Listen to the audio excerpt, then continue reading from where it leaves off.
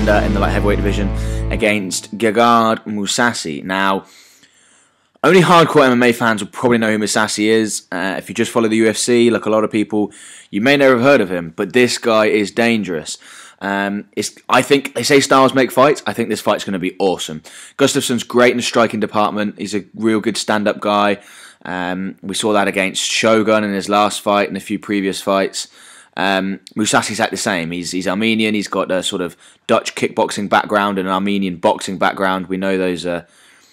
He's going to be a tough guy when he comes out of that. He's got seriously good striking, some good ground and pound. I just think it's one of those old cases for me, if I'm doing a prediction, where Mousasi's great. He's super explosive. He's looking to make the upset, but I think Gustafsson's going to be too strong.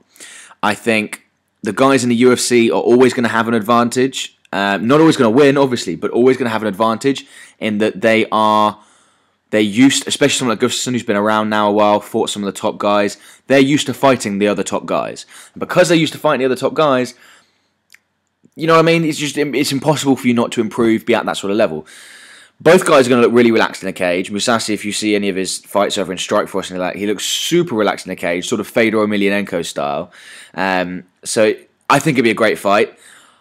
I don't see this one going 3 rounds. I think there's going to be a finish. So I think it's going to be quite close, closer than a lot of people think, because most people only heard of Alexander Gustafsson. Obviously, he's fighting at home in Sweden, so it should be a massive fight for him. Sometimes that can help, sometimes that can't. We've seen that before. Sometimes that can be added pressure the fighters don't like. I think it'll probably help him. He will probably want to be there all the time. But I think I'm going to get a Gustafsson second round or third round TKO. These guys are too powerful, too explosive. I don't think it's going to go the distance. Seriously high level striking. And yeah, I think that's how it's going to go. Gustafsson could have well finished Shogun if Shogun wasn't so tough in his last fight in the UFC. Now, from there, that's the prediction. From there, it's really interesting to see what happens. Because obviously, we've got Chael Sonnen fighting Jon Jones light heavyweight title. We have Dan Henderson fighting Machida at UFC 157 on that card. So it's kind of billed that the winner of Dan Henderson and Machida is going to get the title fight.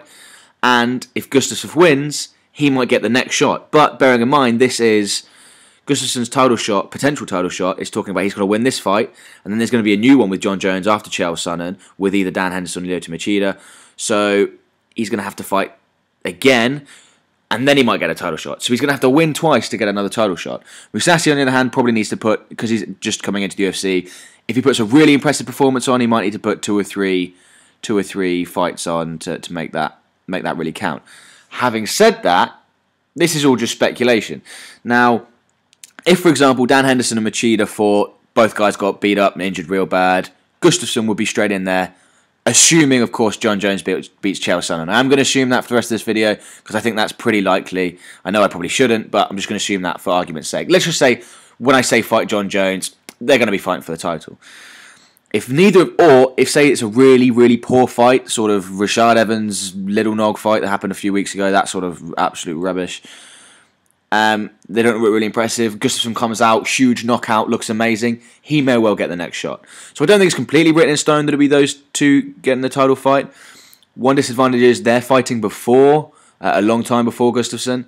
So title arrangements will probably be made before Gustafsson's fight. Who's going to be the next contender? Although Jon Jones fights afterwards, which is very interesting. But yeah, I'm going to, just for my prediction, I'm going to see Gustafsson fighting.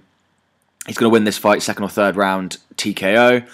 And I think Gustafsson will fight one more fight after this. And if he wins that, he'll be getting a title shot probably towards the end of 2013, beginning of 2014. So that's my fight prediction. Huge fight in the light heavyweight division. Absolutely excited for it. Can't wait. UFC in Sweden will be very fun. Anyway, remember to like and subscribe. Keep your eye out. More videos will be on the way. See you later, guys.